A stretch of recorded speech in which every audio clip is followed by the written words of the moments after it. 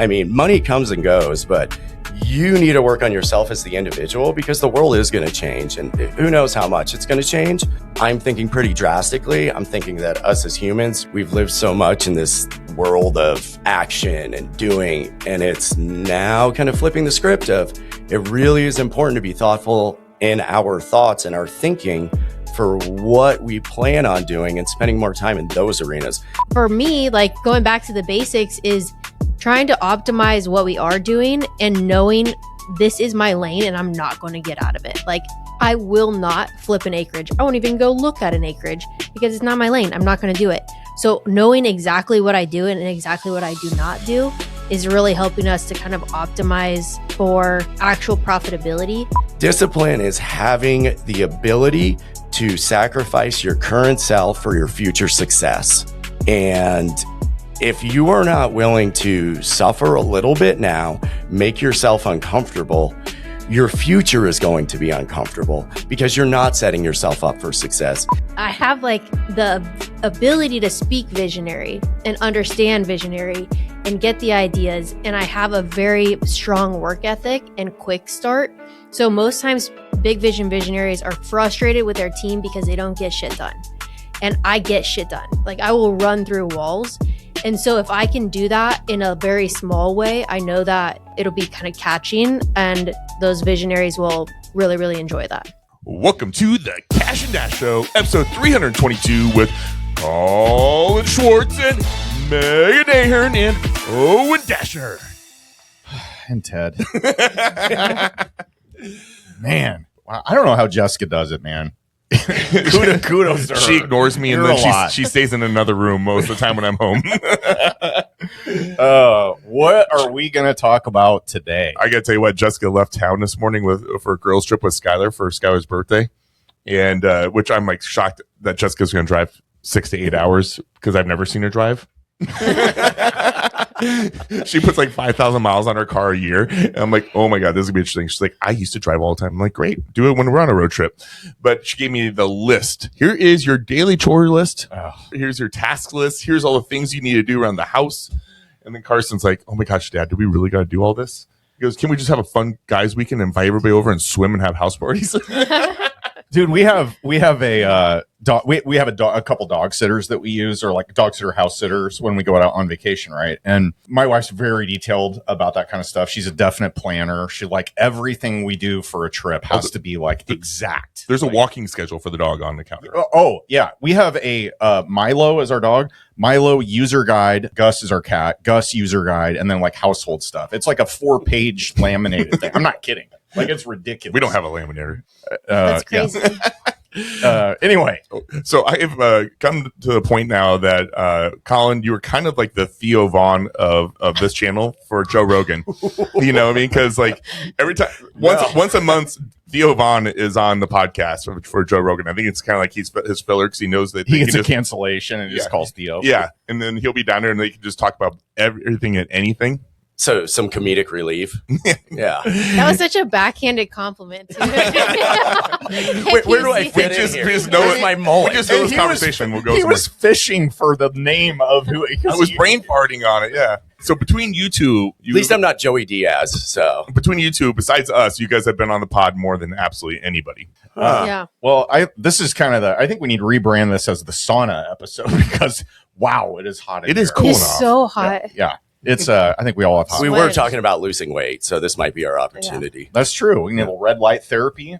Aiden, cue the red light. It's going to look terrible on YouTube. It should be like us sweating on this episode. I am picking up my very first peptides today. Ooh, what are you getting? Whatever one's going to fix my shoulder. Oh, BPC 157 and yep, TB 500 maybe? I think those are the numbers they said, yes. This might be a good time to put an asterisk in here and say that we are not physicians or can prescribe medicine. This is just for fun. Or give, I didn't know I'd have to advice on it. self-inject myself. I've never stuck a needle in my own body. He's like, oh yeah, you just grab these. Here's a whole bunch of them. I know you do it, but I don't. I Yeah, can't you get a imagine. T-source, right? Yeah. Yeah.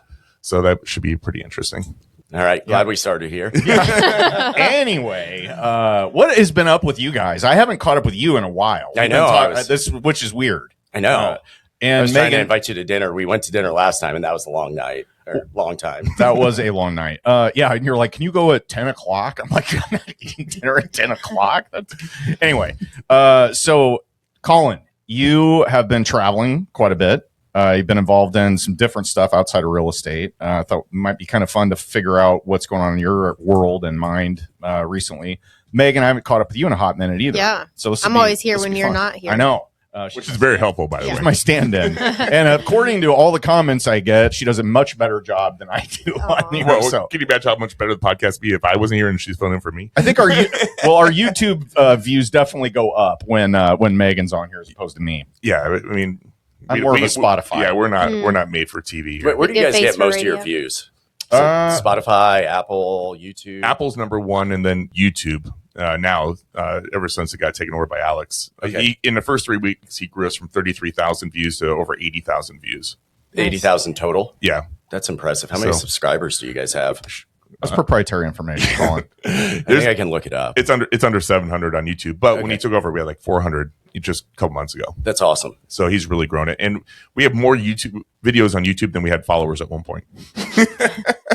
And you guys have, this is episode 322. Yep. That's incredibly impressive. What's the percentage of podcasts that get this far? Oh, I mean, you guys have to be in the top 1% of the 1%, right?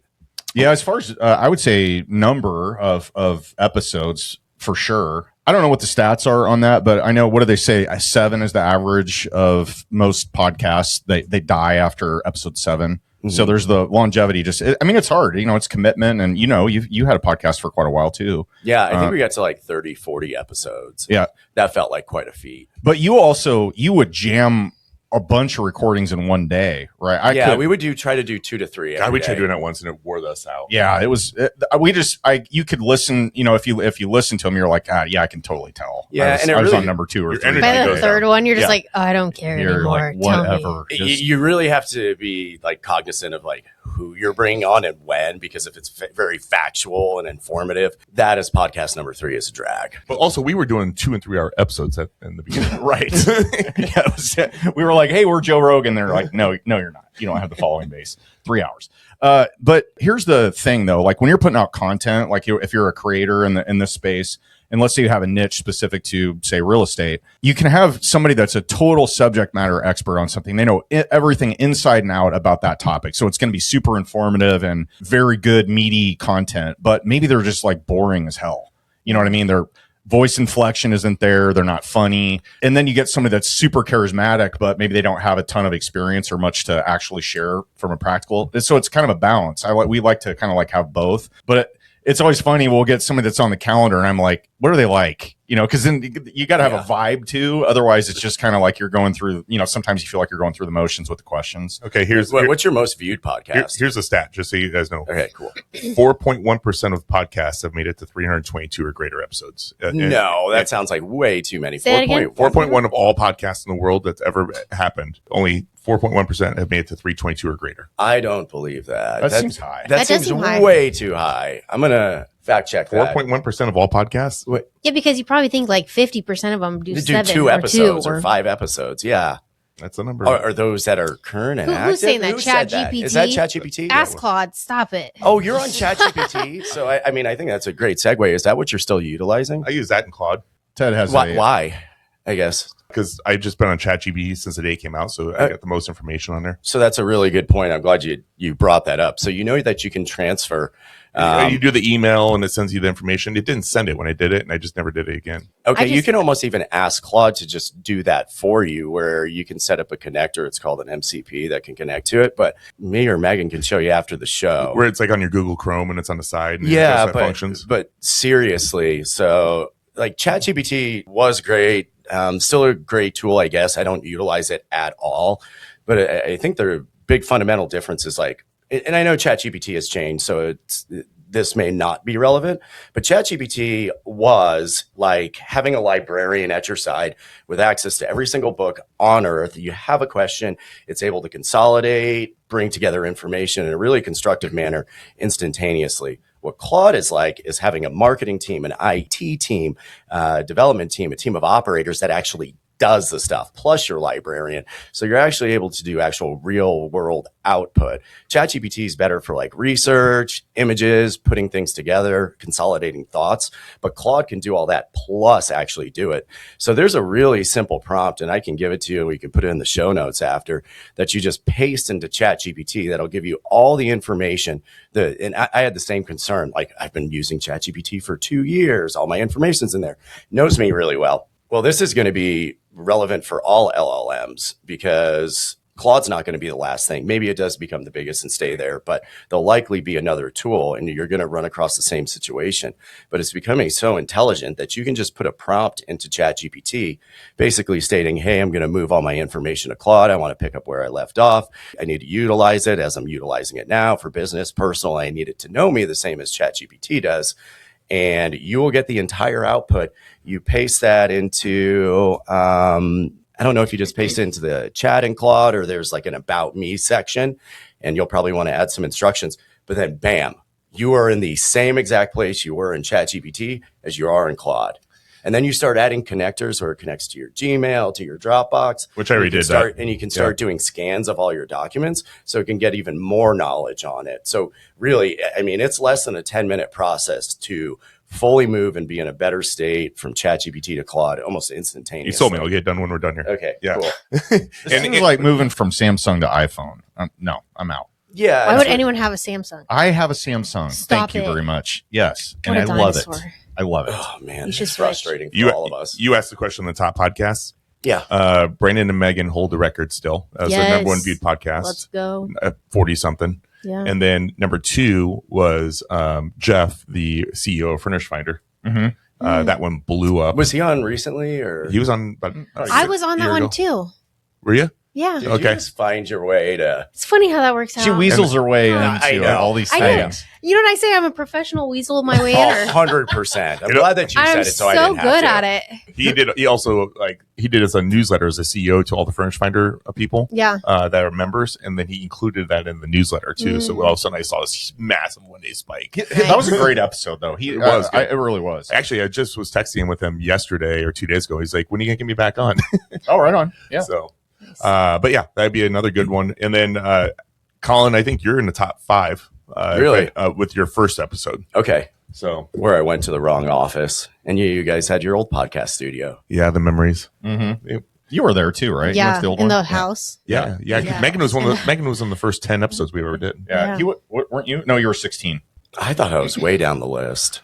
I don't even remember. I'd have to Me look. either. Yeah. Well, anyway, so we're obviously talking about AI, and you have gone really deep in that recently, Colin. And I haven't even talked to either one of you about like how are you working together? How are you working together? You immediately started bickering about something you're working on when you came in. So why don't we start with you, Colin? What is like current state? You have gone deep into AI. You paid a lot of money to join a mastermind, learned a ton of stuff. You started your own mastermind. Let's kind of kick it off there. Yeah, and I think first off, AI just helps you augment, accelerate, and many people consider it a tool similar to like a Google search if you're using ChatGPT.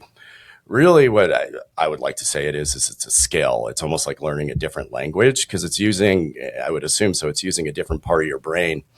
We used to be all the value, like before AI, was actually on the building, meaning you have your set of instructions, you want to build this dashboard, and then it's 2 months to implementation, gathering all the facts, gathering all the data, and somebody physically going in and coding it. Well, now you can type anything in, and in 3 minutes, you can have a full all-encompassing dashboard, but it could turn out to be garbage because of the inputs that you're putting in, but it can be done instantly, and you can build hundreds of them. So no longer is the value really in the actual work that's being built. It's in the thought process and the accumulation of data beforehand to extrapolate that info so that you can get the most solid output. And how do you do that so that you're not continuously recreating the wheel? So I think, there's, and kind of jumping ahead, but there's a lot of talk about, jobs displacement. I think it's going to be a transfer of the skills that people need to accomplish those jobs. there's some studies out, and I can't fact check me on this, but there is a 300% increase of overall productivity with individuals, employees, owners that utilize AI. So AI is not replacing. You still need to provide it the inputs. We have all the past information, but we have to provide it in there. And then it allows us to do the work part exponentially faster and continuously. So I think that's often missed as people are just looking to give a question, get a response, give a question, get a response, where you should spend most of your time on the front end. And something to think about, and this is kind of, a little dark, but if you could look at an employee or somebody that does a task, maybe an analyst, we like to overcomplicate it. Like, oh, this person does this and they do this and they do this. But you could actually document step by step the process that they're doing in every bit of it. And that's why SOPs, standard operating procedures, and just job roles are becoming so important to have documented, recording conversations so you can pick up on that info. Because once you have that documented of an actual job role or what a person does, it's really the function of the AI to just go through and accomplish that. Now, the person's going to know of any changes, any gray areas where it is going to have to be they call it HITL, human in the loop, where you are going to have a human there. But I think it's really important, especially as business owners, that we have documentation of our process, because the AI can just pick it up from there and just start doing those things. But it's up to us to give it good inputs, garbage in, garbage out. What do you think is going to happen in the education system as a result of this? It has not kept pace with keeping up on how this is going to affect future roles. I mean, is graphic design even going to be a human job anymore? Absolutely not. It's already dead. Like, there's no reason why you would need graphic designers right now. You put anything you want into Manus and it creates it instantly. And if you don't like it, you change, oh, this little thing needs to be pink instead of purple. And there's not this back and forth waiting for a human. It's instantaneous. So there will be so many jobs like that go way to the wayside, or it will be like that one graphic designer can now do 10 times the amount. And the graphic designers that don't have the ability to switch to an AI model, they're going to be out of work, or they're going to have to switch to a different profession, because you can just get so much more done. Like, it's absolutely insane. Will it be fully autonomous like tomorrow? Probably not. So like, some graphic designer is still getting work, but they're doing the work with AI instead of actually doing it manually now. Yeah. So do you think people are going to just basically have to pivot from something that they've known? Maybe it's somebody that's been doing graphic design work for, let's say, 10 years out of college. It's their wheelhouse. They have clients. They have, they built a business around it. And all of a sudden, they're really not needed as a person. But now you have also a set of people out there. There's a big group of them that don't know how to use AI to the fullest extent that they can. They still need somebody, even if a graphic designer isn't physically going into Photoshop or whatever they're using. They're actually doing the inputs to provide the work needed for the client. Like, is that, do you see people shifting and becoming AI in their field experts? Is that going to be a thing? They'll just use AI as a tool to do the thing that they were already doing and do it more than, right? And the people that don't do that will not be able to compete, I think, because what you're going to see is the cost of everything dropping, because, oh, well, I could just have AI do it. So you're still going to need a graphic designer that maybe has a good eye for that. Because the thing is like, let's say if Colin doesn't know graphic design and he's a guy, so he's like not necessarily like super into the details of like cutesy. I used to do art school when I was growing up. I didn't know that about you. I lived in Rhode Island, RISD. Yeah, let's just say summer classes there. Whatever random person that didn't go to art school, they're going to be able to see what does good look like and what does not good look like a lot easier than someone who doesn't know graphic design. And that's the thing, is like, when you're putting in a prompt into AI, if you're just saying, make me a header about whatever with this kind of a picture, and it gives you slop in, slop out, right? Mm-hmm. You put that slop prompt in there, it's going to give you slop prompt out. Graphic designer is going to have a lot more detail in the prompt, because they know what is good and what is bad look like. And so they're going to load that context better into it as a prompt. If they know marketing better, if they know copywriting better, their prompt is going to be better in that area, right? Mm-hmm. So then the AI is doing about 80% of the work. So 10% is a prompt, 80% is the AI spitting out something. The other 10% is going to be that person going, no, I don't like this. No, I don't like that. Instead of just taking what that prompt spit out and using it like gold, somebody that knows graphic design or knows copywriting, knows marketing well, can be like, oh, actually this, and this is poop. redo these things, and then it will give you a better response. Yeah, I'm really glad you mentioned that, the 10-80-10 rule. And that's something that's you can practice in business regardless. And it's a way to, as a leader, as an owner, be able to convey to your team and have checkpoints. So the 10-80-10 rule is we get together in a room, say it's my idea, my vision of a project that we want to put forward, and that this can translate to AI. I'm giving the 10% of the vision of what I expect to be done, of some of the outputs, what I want it to look like. Then I'm handing it over to the AI, to my team. And then I come into Megan's point at the end and then refine the last 10%. So you guys have seen content that's came out that's just produced by AI. Mm-hmm. And you can tell that it's AI, correct? Yeah. So this is really interesting that you could be horrible at content. You could be a 1 out of 10 on the content world. AI is going to get you to a 5 out of 10. Like, it's better than nothing. It's going to put it together. It's going to be grammatically correct. You have some good images, but it's going to taste like stale bread. Like, you're just going to know. Now, on the other hand, you take somebody that's 10 out of 10 in producing content. They have some of the best content on earth. You throw that into AI without a human on the back end.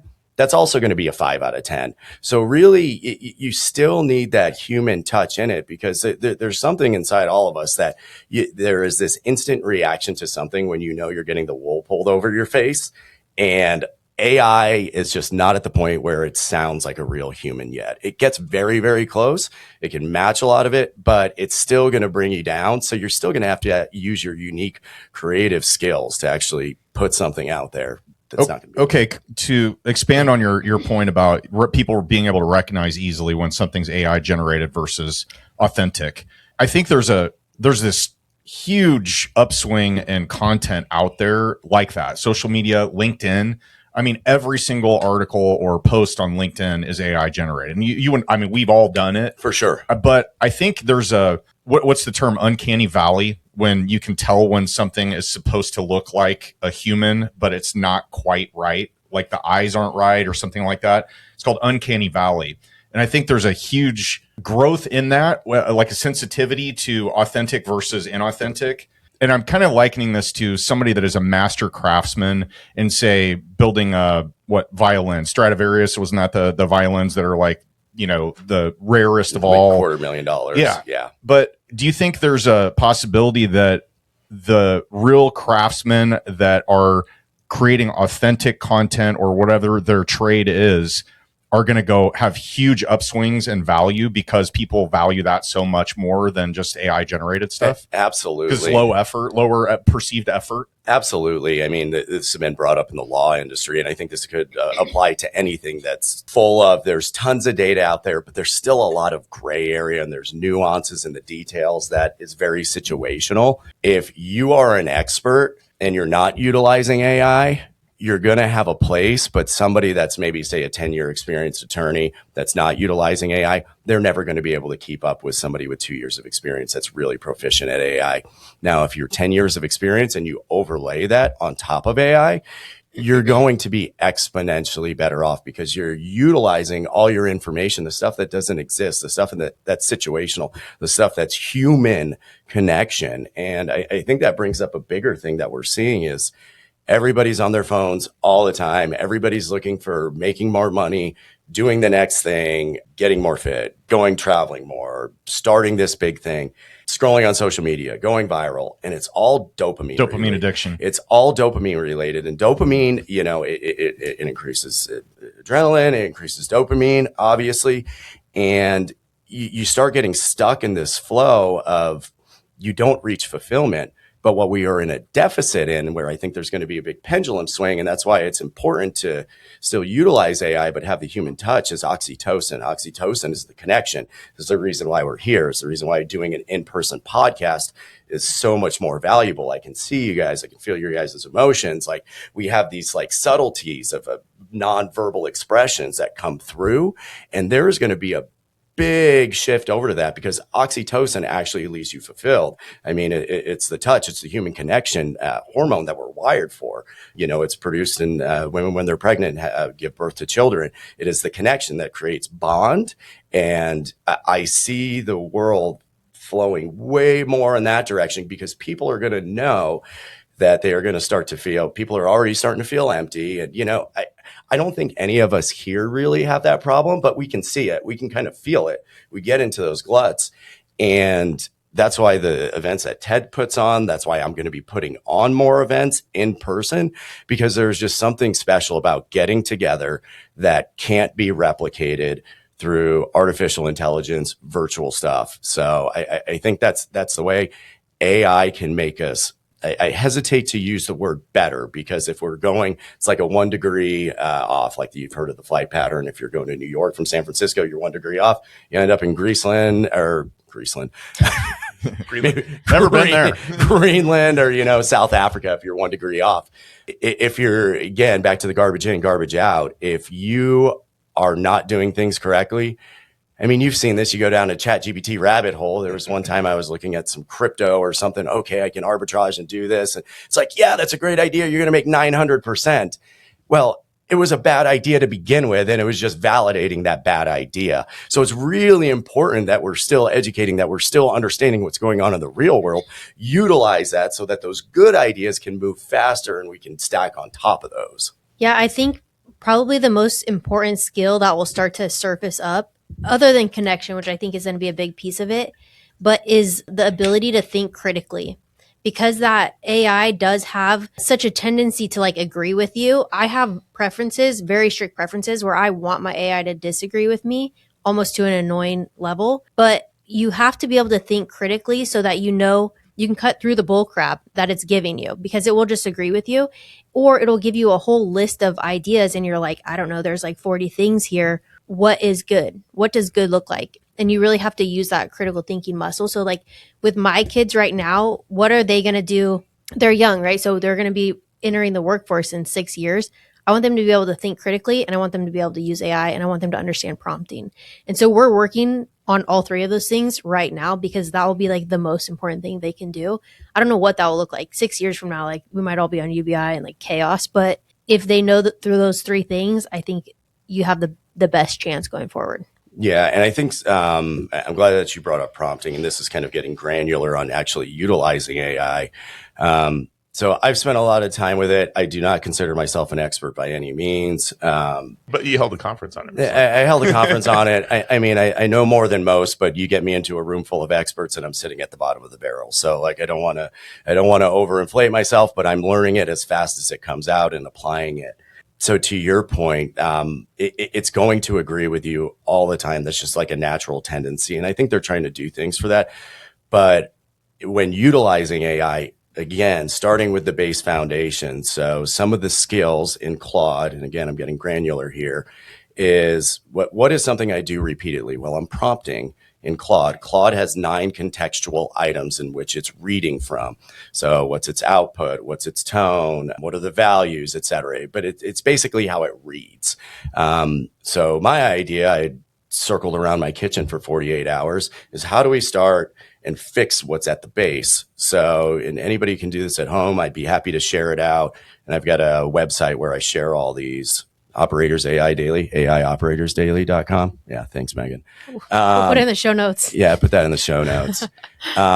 Where it's a prompt mode where it goes through and I can put in any garbage I want, but it'll actually decipher it and translate it to push it through. But also, something to your point, I make sure every single time I'm working on a project that I'm running a different skill, which I call Vantage Point, but it's basically to identify the gaps and counterintuitively think, understand the gaps in my thinking, and also resurface ideas that I would usually steamroll over and say no to, so that I can bring those to light. Because once again, it's very agreeable and it comes out very articulate and intelligently, and it makes you want to believe it, but you have to be the one to question. You have to utilize your innate skills, and you can utilize AI to counterintuitively think, so you're not thinking of the gap. So back to the education question, man, education system is very archaic. I don't know if I'm going to upset people, and I think people are becoming aware of this, but it was made to make employees.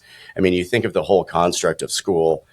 It is to make you not question anything, sit still, give a set order of instructions, and you're supposed to do it to a very, very high proficiency. So imagine you're going to a job. Thank you, Rockefellers. Yeah, and you're preparing a burger, you're on a factory line, like you have to get it right. That's why it's incentivized to get good grades. But in business world, failure happens all the time. And the most important thing is learning from those failures and iterating on it, but also questioning things. So school is almost counterintuitive for that. It asks you to not question things, to be told what to do, to sit still, and to follow a certain formula fitting you into a box. So yeah, I mean, our kids do go to a local private school. We are looking at, possibly doing some homeschooling or augmenting, just because it's never going to catch up, meaning the AI implementation and just like the real world skills, because things are changing quickly. It's, people have equated AI, and I think initially of like, oh, this is like the next .com. Well, I've heard something that seems a little bit more in line. It's more like the invention of fire. And if you think about that, what did fire do to this? It allowed us to cook. It allowed us to provide heat. It provided light at night. And now we have AI that it's not just answering questions for us. It is self-learning. So the most recent release from Claude that they actually pulled, Fable, it's part of the Mythos launch. 80% of that was coded by AI. And they pulled that because they found 0 day, I can't remember what they call it, 0 day issues or 0 day bug, I think. 0 day. Basically, you can hack into any system anywhere in minutes. This includes government, this includes banking, and we have that technology now. So they were thinking, when I started in the mastermind that I'm in, it was about a year ago, that artificial general intelligence, AGI, you've probably heard this, wasn't going to be around till 2030, 2032, maybe 2034. What they were thinking is now it's about 18 months away, maybe sooner.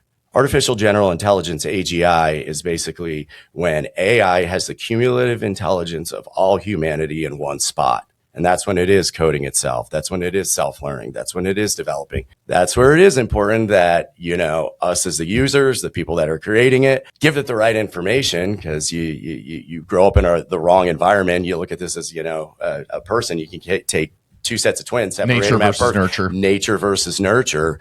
And, it's really hard to say where that's going to go. But what I can tell you, we worry about security hacks and everything. How do you fight that? You fight it with AI. I mean, you work through those things with AI. AI is inherently neither good nor bad. It just is. It's just a faster acting set of conglomerated information that can work exponentially faster, 24/7, with all the information that's ever been fed into it. So you were asking where my focuses are. This is a long way of getting back to that. I used to run the Omaha real estate meetup. I enjoyed that a ton. I remember I was looking at photos the other day of right before COVID hit, and Renata, she had spoke there about Airbnbs, how uniquely timed. And I think we had 200 people there when I went through the photos. So we've got about 6,500 members on the Facebook page. And that was something that brought me just genuinely a lot of joy.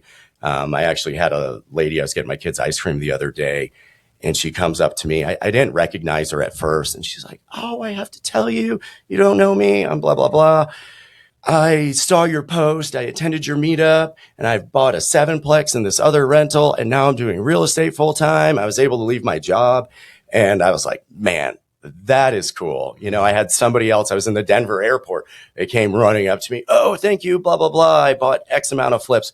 Another person randomly, this was like a month ago, said they had done over $10 million of brokerage business through just the meetup group. And Ted, you probably get these stories all the time. So where that's taken me is I've paid for a lot of coaching on the side, whether it's speech coaches, which I'm still working on, obviously, business coaching, health coaching, all of those different areas, real estate, leadership coaching. And I've wanted to do this where I could bring in a mastermind, a group of individuals that are all hard drivers, that all know we have some things that we're really good at. We're really intense, but we have some deficiencies, whether it's in our health, whether it's in our family relationships, whether it's in our systems, our leadership styles. And how could I bring a group of like-kind individuals together that are all business owners that are dealing with all the same issues. Bring in speakers, bring in industry experts, bring in health experts, and really dial in this group to get actionable results. So that's why me and my business partner, Vince Gethings, created Titan Mastermind. We'd been involved in a lot of different masterminds, and we found there was two different ways. One, it was coaching. So you go in, you get a ton of information. Maybe they do weekly, monthly calls, very much instructional based. And it's typically about one topic, meaning it's the topic of what it is, like business, but nothing focusing on the core operator. Because as we know, we can have the greatest business ideas, et cetera. But if our health isn't right, if things aren't going well at home, if we don't have all these other details correct, it doesn't matter about our business idea or the great things that we have. We're not going to be able to execute on that if our energy's low, we don't feel well. And the other side of the masterminds, which again, I've gotten value from all of these, but other masterminds I see is, hey, we're all going to get together. We're going to drink a bunch. We're going to talk about how awesome we are. We're going to show off our new cars, our new watches, our new vacations.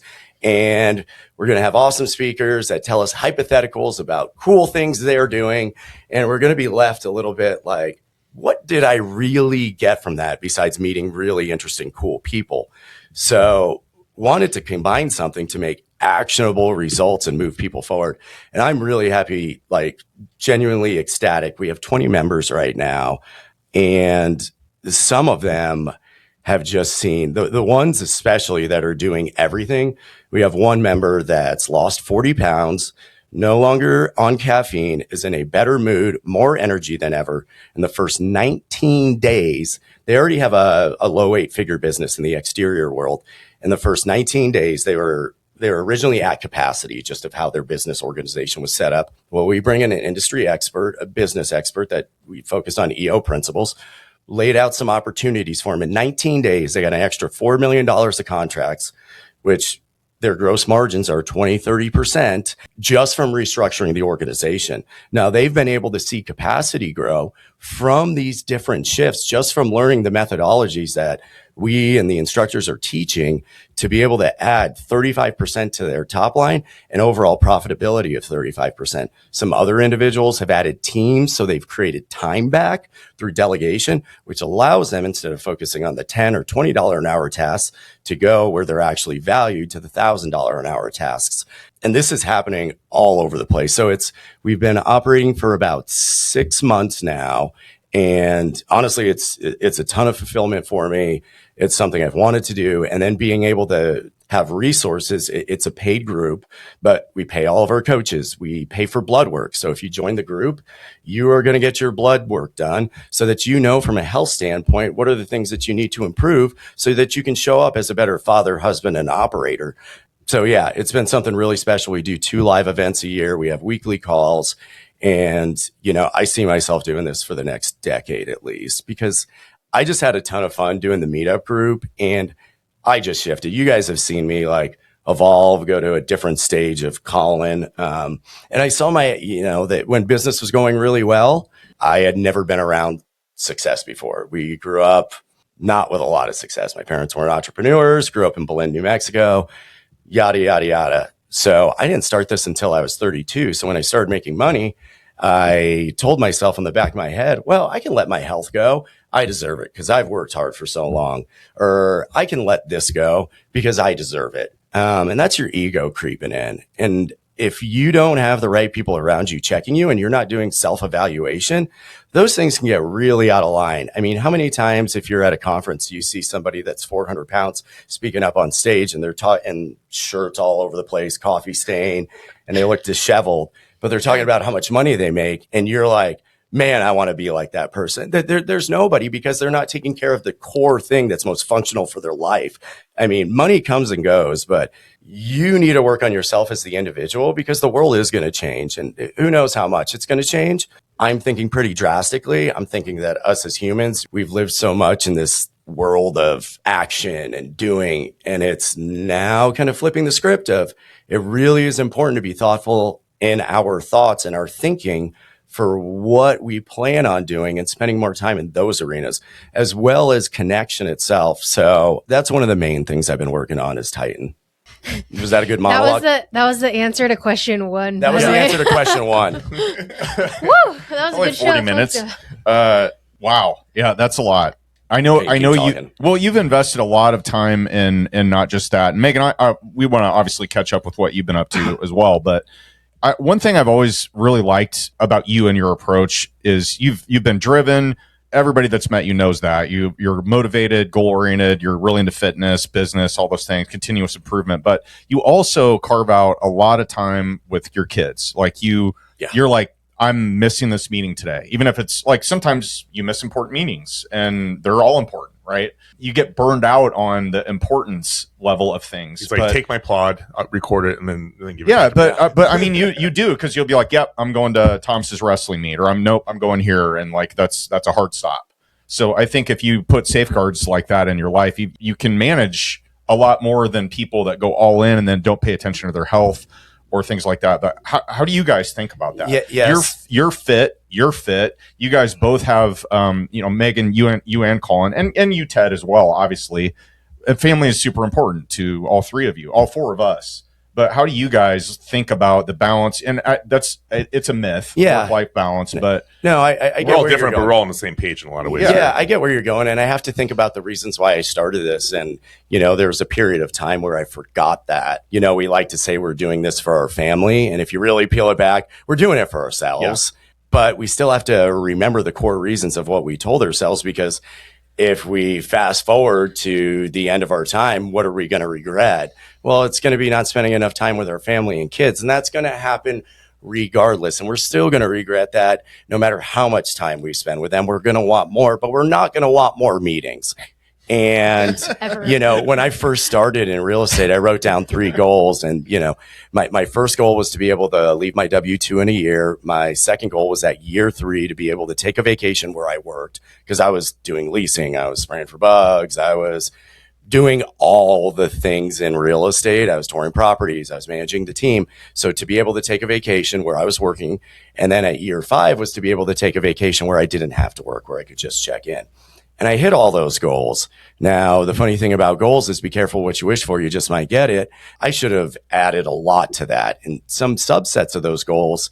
And I remember, and I've said this before, but I remember looking at Emily, my wife, when we found out we were pregnant with Lyndon. And, I was full head into real estate.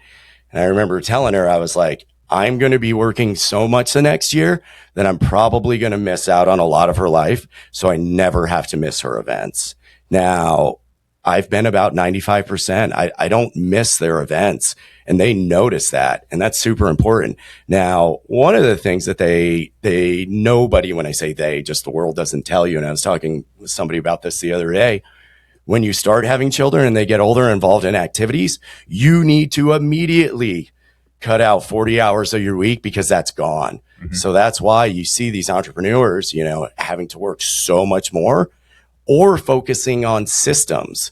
And again, that's why not trying to make this a plug for Titan, but we're either focusing on how to make more money or get our time back and be more efficient with our time. And I've found, so I'm going to have the kids for the weekend. Emily's going to have a girls' weekend, but I have some work to do. Well, they're going to come with me. It's cool. They'll be involved in some meetings. They're going to tour some properties. And guess what? They're kind of thinking of these things through osmosis. They're talking about business. I see Kevin, I don't know why that came out. Megan. My name's Megan. Hey, Kevin. What's up, Kevin? Yeah. That's her bro name. Your bro name. Megan's daughter was at the AI workshop. Ted's usually the one that forgets people's names. Yeah. Megan's daughter was at the AI workshop, 9 years old. Yeah. And she's sitting back there marketing to business owners with poor websites and selling them websites. Like, how cool is that? They learn. They want to be like their parents. They should be, if you're setting a good example and you're showing them the reasons why you're doing it. It's important to tell them why you're doing that. I work so hard in these sprints so that I can be at all your games, so I can coach football, so I can be there at your wrestling matches, so I can take you to horseback riding, so I can spend the time where if there's an emergency, I don't have to tiptoe around my boss and be like, oh gosh, they're not going to let me go home from work. I don't have PTO left. So. I don't. And that was the reason why I quit my job. My boss said that I was no longer allowed to take unpaid time off.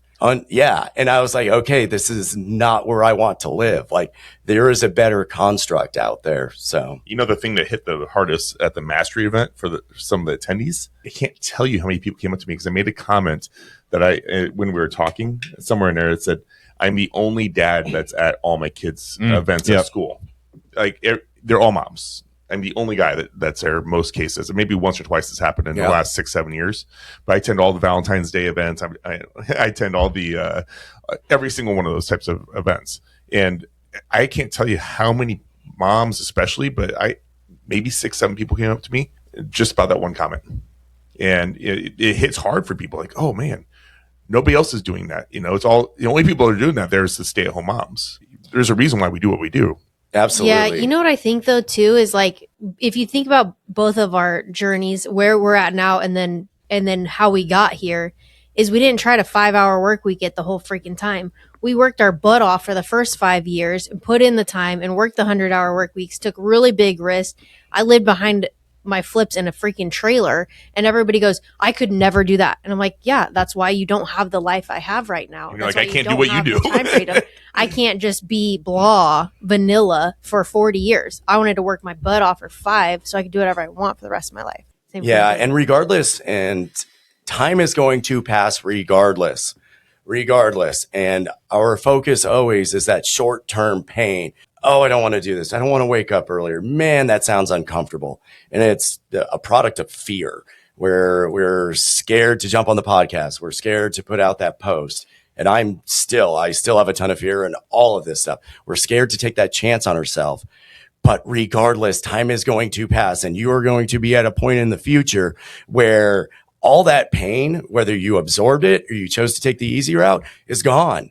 So you're not going to be even living with that pain. So discipline is having the ability to sacrifice your current self for your future success. And if you are not willing to suffer a little bit now, make yourself uncomfortable, your future is going to be uncomfortable because you're not setting yourself up for success. If anybody's read James Clear, Atomic Habits. There's a couple things that really stood out to me. And this is when I was all over the place with health and how you just start making a step forward. And this can apply to anything. If you're struggling, like getting motivated with work, with writing, with going to the gym. So I'll use the gym as an example. I would always drink a morning drink, which would just be lemon and salt and some magnesium. You know, I'd get up and I'd hit the alarm and I'd have to go make it. And it's like a 5-minute process. And it's like, oh man, I don't have this, or the dishes are dirty. And then all of a sudden an hour's passed and I'm not going to the gym. And then my clothes aren't cleaned. And I'm like, okay, well, I guess I'll do it tomorrow. The simple act of preparing yourself the night before will make absolute infinite changes. People are often, and myself too, we don't account for the fact that anytime we spend thinking about something is actually costing us something. Imagine plugging, and this is where like AI can be like the great self mirror. Imagine we go to AI and we ask it to do something and it outputs. But imagine if we put all of our random thoughts into it that are not serving us, we would just get this consortium of crap everywhere. Like, oh man, I'm worried about this. Oh, I should be doing this. Man, I wish I went to the gym today, but I didn't do it. Next time I'll wake up early. Man, I'm oh darn, I drank 2 drinks last night. I really wish I wouldn't have, because now I feel like crap. That's what your Neuralink is going to do, by the way. Yeah. Then you see AI pulling out a pistol and offing itself. So if we're like having those conversations with ourselves, like AI would give us like the roadmap of like, wow, that's crazy. Why are you doing that? But if we can get ahead of it and be prepared, put our gym clothes out in the morning, make sure our socks, underwear, shorts, shirts clean, place it by the door so it forces you to get out of bed. When you get out of bed, the body's moving, the mind becomes activated. You go and grab that, you put it on. Well, now you've removed friction in your life. And I think the way to start becoming more successful and to get things done is how do you remove friction? And it's better preparation. It's having those things written down and planning. So that can be applied across all areas. Be kind to your future self. Be kind to your future self. I love what you say about alcohol. I think about that all the time. It's stealing happiness or borrowing happiness from tomorrow. Mm-hmm. I mean, I feel good. I drink maybe a couple times a year. It has to be around a special occasion.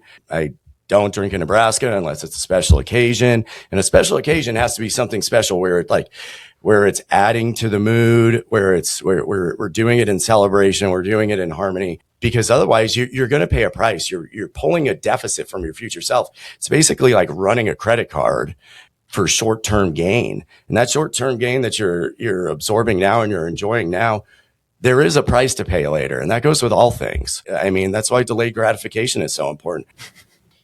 And rant. I want to talk about back to basics. We've been through, there's a movie out there called Megan 2.0, but you're kind of on Megan 3.0 now, less scary, obviously. But Colin, you've reinvented yourself several times. Is that a real movie? Yeah, it is. Oh, yeah. Okay. Well, you also didn't know who Tom Osborne was. I know. They all go over my head. Sorry, listeners. But Ted made a comment before we hit record about he can always tell what is actually going on with the economy and real estate in particular when he looks at his RIA. Did you say memberships? Like membership attendance or memberships, attendance, sponsorships on what is happening with interest rates and, real estate in general, which is kind of it's basically a microcosm of what's going on in the overall economy. But I feel we've all kind of gotten back to things that are actually revenue producing and things that are the work, right? Yes. And there seems to be a trend when somebody gets in at a really good time in real estate, they all of a sudden become influencers and want to sell a course and things like that. No shade on you. I know you deserve it. I waited until I went through. You're in the hard time. Yeah, I'm doing it in the hard times. Yeah. So. But there is that tendency for people to maybe falsely give themselves a lot more credit for their success than what was actually the reason, which is they happen to get in at a perfect time. And I've been through a few real estate cycles since I've been doing this. So what is your, back to basics for somebody that is trying to survive in an economy where you can't just burr out of everything and make endless, cash flow based on that? Like, I'm curious on both your takes. Yeah, on so this. that's interesting because I've been thinking about that a lot lately, and especially with like AI. AI can be a huge distraction. Yes. Like I will say 80% of the stuff that I've done in AI is completely useless. It is. It is. Now I've built up skills from it. It's like analyzing 100 deals and those 100 deals don't go anywhere. Well, you've gained a skill with that. You've gained some proficiency doing that. But back to the basics, I think how I got started and what really kicked off my career is I hand wrote 191 letters. I went to listsource.com and I skip traced those and I started calling and writing letters. Like I was looking at deals that had equity that were owned by people that didn't own it in an LLC, which meant that they probably weren't a business operator, that this was a hobby to them. So that is something I'm starting to do again, is just look at off-market deals that are in distress in the same fashion. And I think that if you can go back to the core basics, so like in property management, I own a property management company, but I would say that my role is more on the asset owning side and not so much the day-to-day operations of the property management side. But I did operate a property management company for close to 5 years and did every single role inside of it.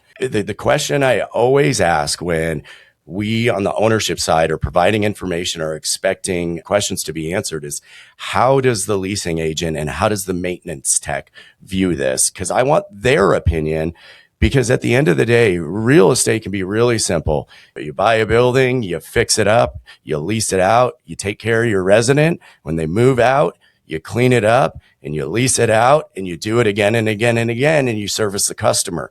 And focusing, not losing sight of what we are doing. We are providing housing. We are providing a service to individuals, finding a good deal, finding somebody that's in distress and being able to purchase those and then operate them.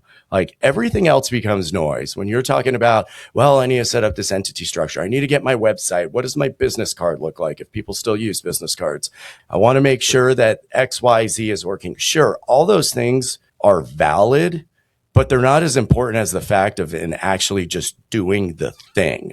Mm-hmm. Like communicating with humans, telling the humans, the other people in your network, what you're looking for, and then following through on those things. I mean, that is as basic as it gets. And, I've done some house flipping in the past. I saw basically 7-8 months ago, I started looking at the market. And I was like, wow, the housing prices have finally course corrected.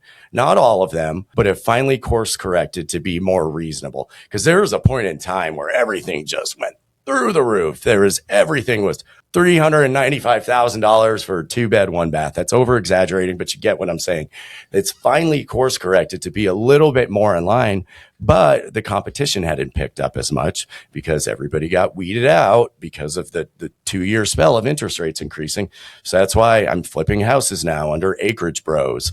We're doing a lot of acreages too. Nobody steal that idea. Just bring them to me. I'm just kidding. But right? But I think also to add to that, yes, back to the basics, but real estate has become very commoditized. What do I mean by commoditized? Similar to buying the stock market. You can look at the financials of the company. You can understand the cost that you're buying it at. And yes, it can go up and down based on market trends, et cetera, a tweet, but you know, based on fundamentals, what you're buying and all the ratios. Well, real estate is getting pretty close to being in that bucket, meaning the pricing of it is based off of a certain cap rate, based on the interest rate and the rents that you're getting and the upside. So it's like full transparency.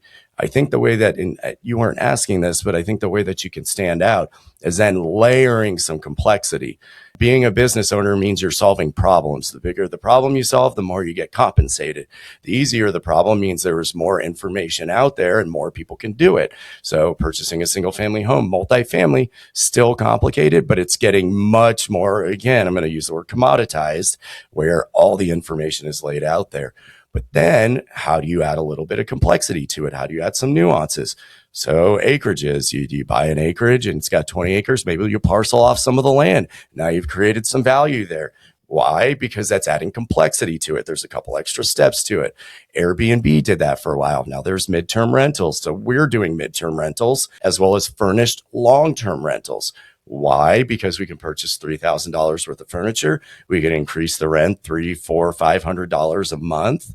And that is not something that is typically done in the long-term space, but that helps increase our margin. Granted, it's more complicated. You have another process to manage. You got to buy the furniture. You have to make sure it's the right furniture. You have to make sure your pricing's correct. Senior living, assisted care. I'm not in that space. I would love to be, but you're layering a business on top of it. And I think that's just kind of the world that we're going to. I mean, at one point, house flipping or owning apartments was, is it blue ocean when there's endless opportunities? Blue sky, because there wasn't. I think it's a blue ocean. I think it's blue ocean. It's blue ocean. Oh, what's blue sky? Like there's no blood in the water. It's like you're just in the blue, way out in the blue. A lot of analogies. Yeah. And I think that's how it was for a while. Something borrowed, something blue. And so like an opportunity I see now, and that's why I'm in conjunction, and this will be separate from Titan, but having a lot of Titan members there and still under the same methodology, service businesses. So I've been involved in a bunch of businesses, and those businesses, I've all been at the ground floor. We create all the processes. Well, I think there's a real opportunity of one, either improving the business that you got through systems, through AI, but two, also acquiring those businesses. And that is adding just another complex layer because all the information isn't out there yet, meaning that it's still a little bit ambiguous on how you price things. It's not full transparency on the knowledge. But getting back to basics, I was talking with somebody about this the other day, and it's the way I think. And I hate it when somebody asks me my door count because they was like, oh my gosh, you got 1 billion doors. Congratulations. And I'm like, guys, the only thing that matters is what did you purchase it for? What's it worth now? Because that's my equity. That's the value. If there was a possibility I'd own one building and it was worth X amount of dollars and it's worth X amount more, same amount of equity, what's the difference? Sure, you can talk about risks, you can talk about this and that, but at a fundamental level, it's really, what are you buying it at, the value, and then what is the value of it that you can get it to, or what is it at now? That's where the value lies. And I think people try to get lost in, I'm going to have all this and build these systems and do all these cool things. When what are we doing this for? And I mean, we're in a capitalistic society, and I think that's just how it transfers. Like that's a form of communication. We provide value, meaning we take somebody that's in a bad situation. They need cash fast. Maybe they haven't made their mortgage payment. Okay. So we come in, we solve that problem. Sometimes a difficult problem because we have to find the money. We have to put the systems in place to do those things. And then we fix the property up or the business up, and then there's that equity spread. But I think not losing the core fundamentals of buy low, sell high, and focus on operations and people. You get those things right, you're in a really good spot. Yeah, I think that like during the heyday and like people just could be stupid and buy a lot of things and it was very forgiving, right? Like you got to a point where it was like talking about unit counts. Who freaking cares how many units you have? Like what does it actually do for your life? And like what does that do for your stress? Or do you sleep at night or are you just stressed out of your mind and you're upside down on all of them? Because that matters, right? But we have these weird goals of like unit counts. Like I want to flip 40 houses last year. I lost money on half of them. That's not freaking fun. You know what I mean? That's a stupid goal. Yeah. So for me, like going back to the basics is trying to optimize what we are doing and knowing this is my lane and I'm not going to get out of it. Like I will not flip an acreage. I won't even go look at an acreage because it's not my lane. I'm not going to do it. So knowing exactly what I do and exactly what I do not do is really helping us to kind of optimize for actual profitability. I read a book recently called Anti-Fragile. So fragility is this concept where you have maybe one stream of income or you have very high debt or very low cash or all of these things that a lot of flippers, a lot of real estate investors have had over this last few years of heyday, and it was okay. But when the what's the saying? When the tides go down, you see who's swimming naked. It really like, I haven't heard that one, but like oh yeah. I thought you were going to say the Warren Buffett quote, but no, you see who's swimming naked, man. Yeah. And a lot of people are swimming naked and it's real apparent right now. And so we're getting back to like, okay, previously you kind of felt like you could out revenue bad operations, or out revenue waste within your business. And so we're going through and auditing like, what are all of our systems and where can we cut back? Where can we shave off waste? How can we do things better? And then what are our standards need to be to really stick to like what we know and what is the most profitable? And then just keep those really high cash reserves, keep the low debt and optimize things like kind of what you're saying with cash flows. Like we're leaning in really heavily to midterm rentals as well, because we can get that higher cash flow. We can make these properties cash flow better. So instead of buying another property, can I just change this old, long-term rental into a midterm rental? And then I just gained $1,000 a month of cash flow instead of having to buy a whole nother property and bring on another 200 grand of debt or whatever. I really like what you said there about, I can't remember exactly how you put it, but basically you're out revenuing your crappy operations, right? And I feel like I fell into that camp where like the different partnerships and groups I was in my own investments, it was just raining money with asset prices, with post-COVID, all the money dumped into the economy. You had to have hard assets. Yep. And that's a whole other topic that we could go into probably at another time. But just the people that are consumers and not investors, like the gap is widening so much more. And it just magnifies it when you have, kind of fuel dumped on the fire with QE and all the money that's been injected into, society in general. But I really liked what you said there. And I'm nowhere near where I need to be with this, but again, with the back to basics, how there's an app out there and I can't remember the name of it, but it's like Rocket something where Rocket Fuel. No, it'll basically look at all the things you have subscriptions to that you're not using, like that's gym wild. memberships. Yeah. Oh, I need to do that. Yeah. And so I started like, I had 3 gym memberships, like they're $10 a month. Right. So I'm like, who cares? Cause I'm in different parts of town and not every gym isn't, so I was like, this is stupid. I haven't been to 84th and I haven't been to Blue Moon Fitness and a Blue Moon, so I was just like, that's done. And I just started kind of slicing off stupid expenses that I'm just like, whatever. The pain of changing isn't worth the $30 I'm going to, what I mean? Yeah. You have to go there to cancel. You're like, I'm not going to be on the phone for 15 minutes or whatever. And then, but I'm like, this is stupid. Like I have some time, I can make time to, improve recurring losses in my life or business. Right. Yeah. And so I think when you have a kind of a day of reckoning that comes when you have interest rates that double and it's a lot harder to operate in the hard times, that's when you can really go in and start making some, unwinding some of the dumb decisions you made about expenses. Yeah. And so I think that's when you kind of combine those two things about focusing on things, the back to basics conversation, revenue generating activities, and then reducing stupid expenses that could be easily, you don't need them. Yeah. So I think those are ways that I've kind of tried to improve on what, but one thing I do want to point out, you made a comment, Megan, about, kind of staying in a lane or a couple lanes that really well operating. Colin, you have a little bit of, whether it's diagnosed or undiagnosed ADHD, about a lot of things. That was diagnosed by Owen Dashner. Yeah, and FOMO and all the things. And you've done so many different things. I mean, so many. I guess, how do you think about that when you see businesses that all they do is one thing and they do it extremely well and they're very profitable? Is it a boredom thing? Is it something where you just can't say no to a really good opportunity, or are you trying to get better about that, or are you just leaning into it and you're like, this is who I am? Yeah, no, I think about that a lot, because you're absolutely right. The more you lean into something, typically it's, this longer, and then it becomes this exponential curve of businesses that focus at one thing. And I think the way that I've repositioned it in my head, so I say no to probably 95% of the opportunities that are put in front of me, but there's still 5%, and I should probably say no to even more of those. One, it is I want to live a full life. I want to understand my potential, and I do enjoy doing things, just new things. However, what I've had to realign myself with is, what am I good at? What do I enjoy doing? And what does fulfill me? And where can I bring value? And for the back to basics type things, for me, is really one of the reasons why, it's why I'm sitting here. It's why I formed this mastermind. It's why I'm talking about focusing on off market deals. Is I have, whether I like it or not, I've always had this ability to create community, bring together eclectic and different minds, because I can see a vision of something and I can see the unique talents in individuals and typically paint that vision. And it's why I'm bringing back a meetup group. Is those are the key pieces for me that lead to everything.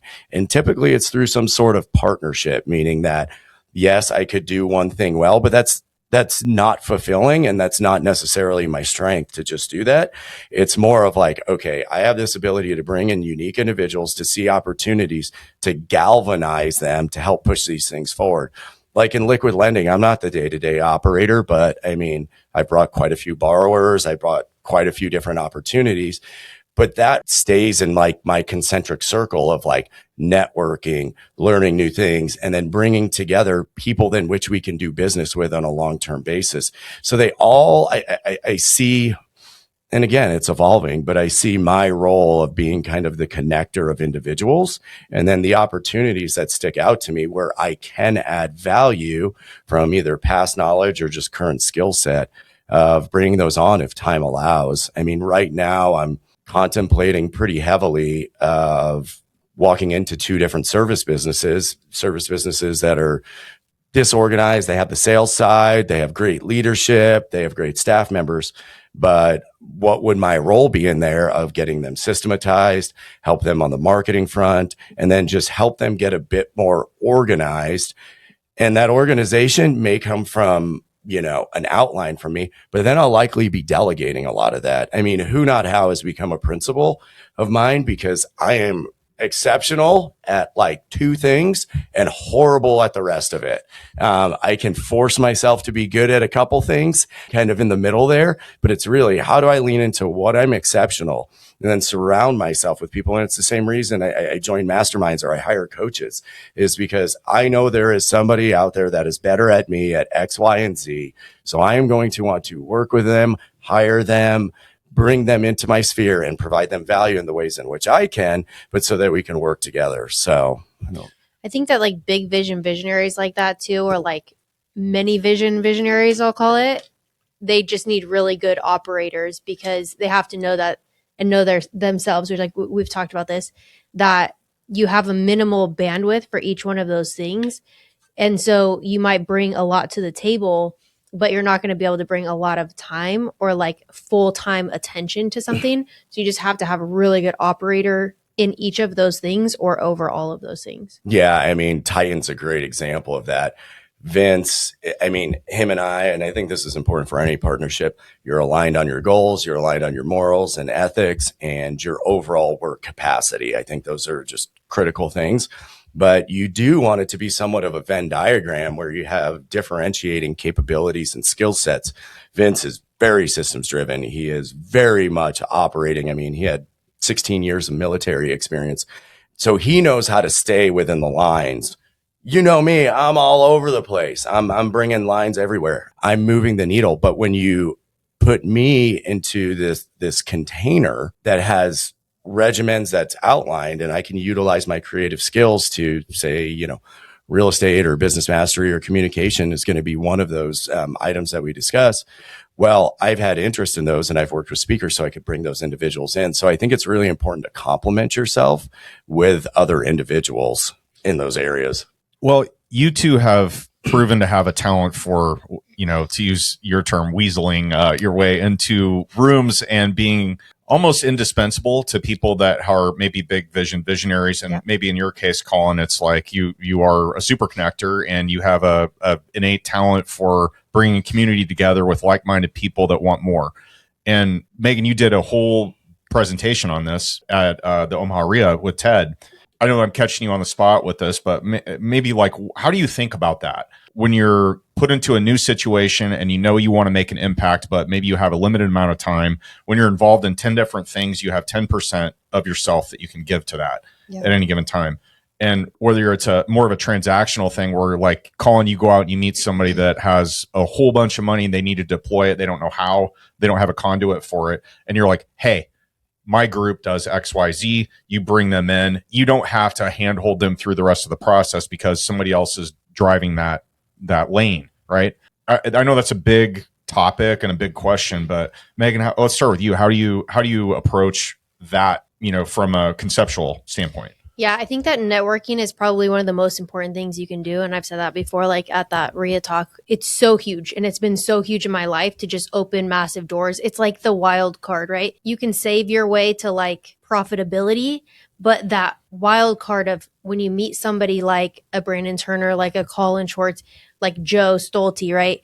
They have much bigger doors that are held open, right? And so for me, I am more of an integrator. So I would rather be in contact with new big visionaries to help them do their vision. Like, I don't like to do the whole big vision thing. So it's much more exciting for me to be a part of somebody else's vision. But the way that I try to like really capitalize on that, and I have said like I'm a professional weasel my way inner, because I have like the ability to speak visionary and understand visionary and get the ideas. And I have a very strong work ethic and quick start. So most times big visionaries are frustrated with their team because they don't get shit done. And I get shit done. Like, I will run through walls. And so if I can do that in a very small way, I know that it'll be kind of catching and those visionaries will really, really enjoy that, whatever that looks like. So recently, a couple weeks ago, I went to Joe Stolte, is the AI guy, went down to his mastermind in Florida and met, another 30 big visionaries. So my goal there is I'm going to meet them and I'm going to say, how can I add value to them, right? The same way I did to Brandon or to Colin or to whoever, how can I quickly add value to them for free or for very cheap so that they can kind of taste that and see. And I think that when you help them first, you don't asking first, it's much easier to kind of weasel your way into other things. You're kind of like a drug dealer. The first taste is free. Yeah. And get them hooked. You want the goods. You want the blue meth. Yep. You got to come back. There it comes. You got to come back. You're on the hook for paying for it. Yep. Yeah, it's funny that you mentioned that. I wrote down trust, transparency, give. And when I started the real estate meetup, I didn't know exactly what I was doing, but I knew that there had to be other like-kind people out there in the world that didn't know exactly what to do, but that collectively we could figure things out together. Now, I spent tens of thousands of dollars putting the meetup on. I never charged for it. But with the fact of I wasn't going to be tripping over dimes, or was it tripping over nickels to collect dollars? Whatever that is. Tripping over dimes, pick up pennies? Something like Pennies that. for dollars. Man. Yeah. Blue ocean, blue sky. Yeah. And it's a way that I've, honestly tried to live my life and teach my kids of like, you have to provide the value first. You have to and maybe it's just me and maybe I'm too open probably sometimes, but I think just getting to like what we're about, what we're wanting to do, and just being really upfront about those things makes life a whole hell of a lot easier because you can know who your people are. a lot quicker. You can also get to the core facts of like, what are our human needs? What are we looking for in business? What are we looking for in life? And what are the unique skills that I have that I can provide that can help other people? Because I will say, I mean, I used to never understand this, and I thought it was the stupidest thing ever when Tony Robbins is just give, and you'll be abundant. And I'm like, you want me to give away all my money and I'm going to get 10 times as much back? That's the stupidest thing I've ever heard.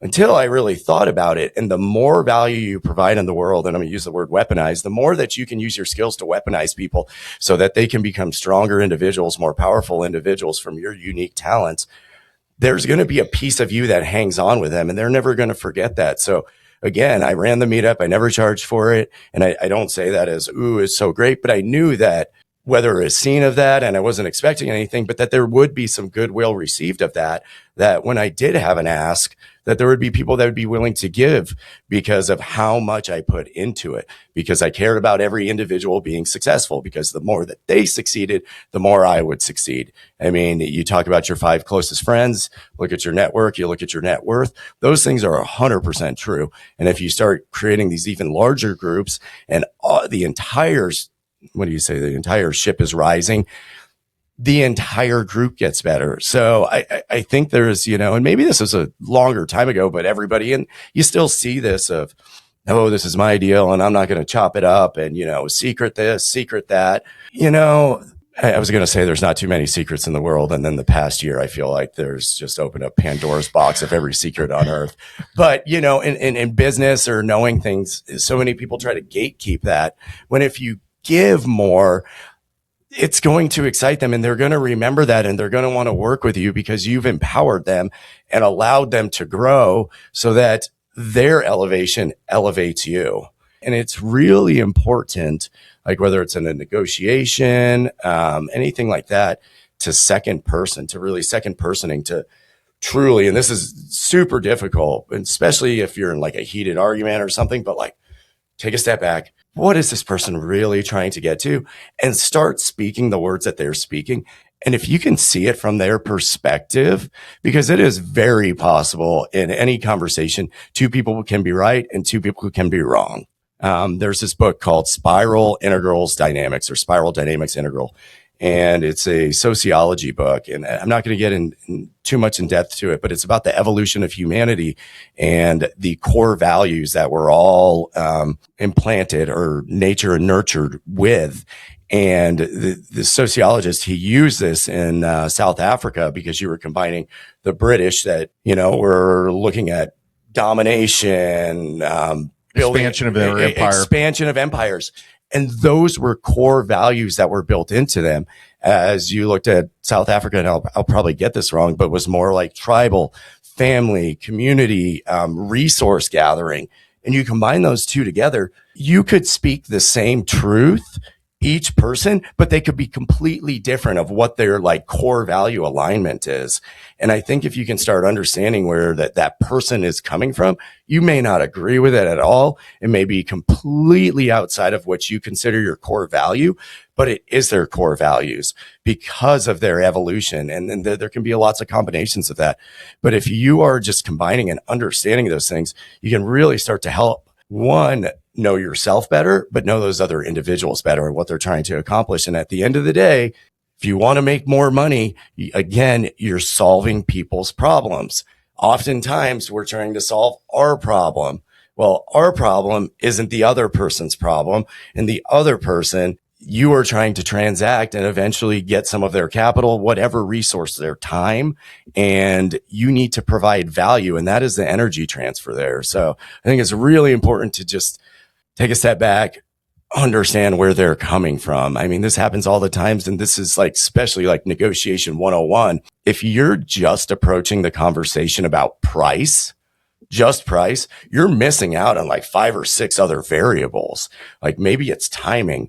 Maybe it's a taxation issue. Maybe it's an employee that they want to keep with the property. Maybe their mother-in-law lives there and they want to make sure they're going to have a place to stay. But if you don't ask any of those questions and it's only focused on price, you are 100% not going to get the best deal. I mean, that's why it's so important just to get to know the person in sales. I mean, yes. Sales 101 is just creating a relationship with somebody. So. Well, just to put a finer point on what you what you two have both said, and to your comment, Ted, when you're trying to basically ingratiate yourself with a group of people so that you can, the collective is greater than the sum of the parts, or I don't know, we're throwing around mixed analogies here all the time, but whatever it is.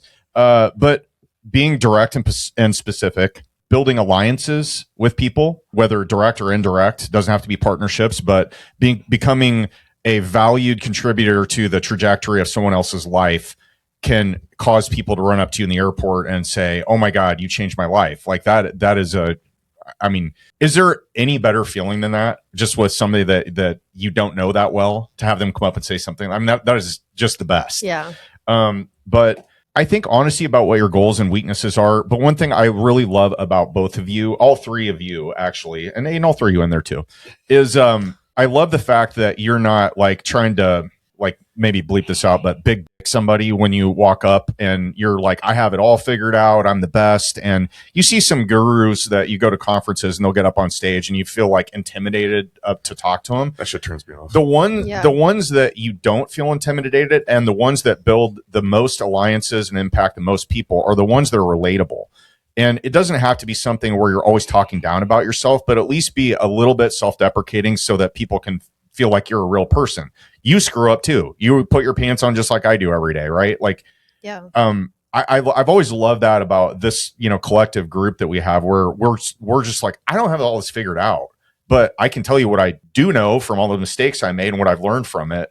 And so just that going into it with more of like, I know more than everybody else just because I have X amount of experience or 10,000 doors or whatever. You can learn from everybody, like everyone has a different take, a different point of view. And that's what I really love that about all of you guys, which is your ability to just, I'm a lifelong learner about whatever it is. And there's always a teacher out there. Yeah. On different topics. I like to say that, and especially when people think that, or I'll come up, "Oh, Colin, you got it figured out. You're succeeding, blah, blah, blah. What's life like?" And I'm like, man, like, hold up. Let's take a step back.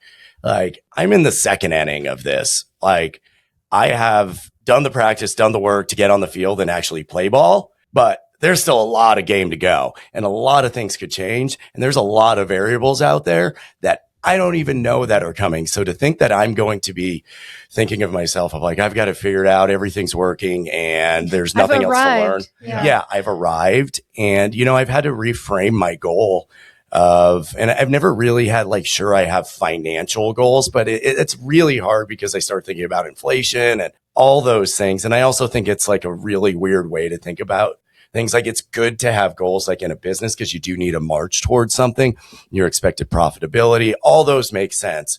But I'm just looking to find out like what my potential is and get aligned with that, because the dollars and the success and the joy and everything will follow.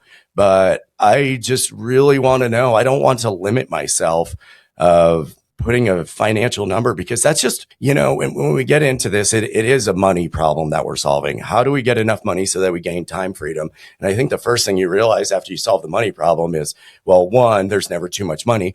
Two, there's way more problems out there. You just didn't even know they existed because you were so focused on just the money problem. And to say that you've arrived, to say that, okay, I'm going to get this and go retire at a beach, I guess that works for somebody. I'm not ingrained that way. I think there's a lot of things to do in this world. I think there's a lot of things to learn. I think there's a lot of people I want to meet. And overall, when you become a parent, just showing your kids that anything is possible and having them really dive into their unique capabilities and skill sets.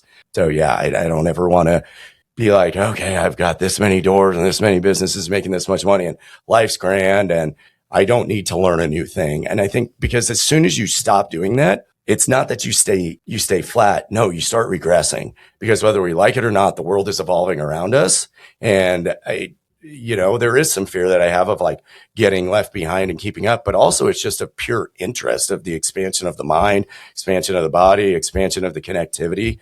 Life is just, there's so many more things. I mean, this whole construct that we're living in of 9 to 5 educational system, this is new. This is relatively new for humanity. And I think that's why so many people struggle with it. You go back 300 years and you find a goat or a donkey farmer and he's walking around 12 hours a day staring at a donkey's butt. Do you think he's like, man, I'm so sad and depressed and stressed. I don't know what I'm going to do. Oh man, this donkey, and I need 6 more donkeys. Oh man, he's just walking forward with a donkey. Like he's solving a problem and not worried about like past inferences and comparing himself. Yeah. And we're just in the world of comparison now. So I think you kind of hit the nail earlier though. Maybe that was his true joy. yeah. And that is where it's all matters, is because you guys find your joy. You find what you're meant to be here for. Like that's the whole goal, right?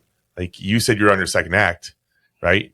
You're definitely on your second or third or maybe fourth act at this point. Out of 27. Yeah, probably.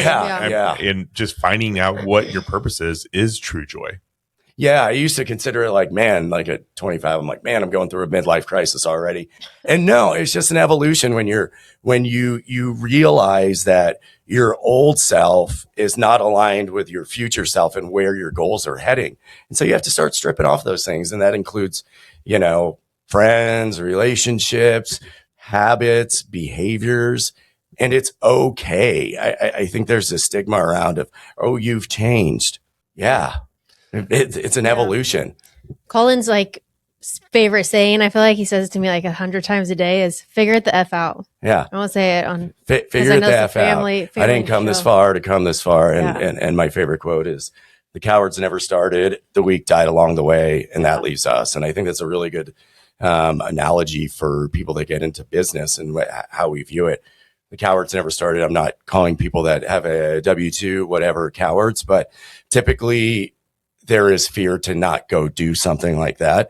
So the word coward fits in there. The weak died along the way. How many people were influencers in real estate recently? And then interest rates shot up and, oh shit, I can't do this anymore. They're no longer here. And that leaves us, ladies and gentlemen. That's actually from the book Shoe Dog. Phil Knight used to recite it to himself as he was going through really difficult times, difficult negotiations, as a reminder to himself. And it's from his coach, Bill Bowerman, of that just exact saying. This isn't easy, but if you're going through hell, you got to keep on going, because there is a light at the end of the tunnel with whatever you're doing. And I think just, success is not a place that you get to. I mean, we've all heard this. There is no destination there. You keep raising that pillar. And I think that's when you release yourself of the need to get somewhere, life becomes a hell of a lot easier and you start enjoying the moment. I mean, there's plenty of days I'm having freaking horrible days and I just got to step back. I'm like pretty freaking lucky. Like, because anybody from the outside would view like you got it all figured out. I obviously don't have that self-talk, but I do have to remind myself of that in the present moment. Things are great. I've done what I can with my past resources and what I know, and I'm going to take that information for my future self. I don't think we could end this on a better spot. I agree. If you're listening to this right now and you didn't have a page full of notes of things you need to do for yourself, I think that you totally failed, and you probably need to re-listen to this, because this is probably the biggest list of to-do items I've ever written.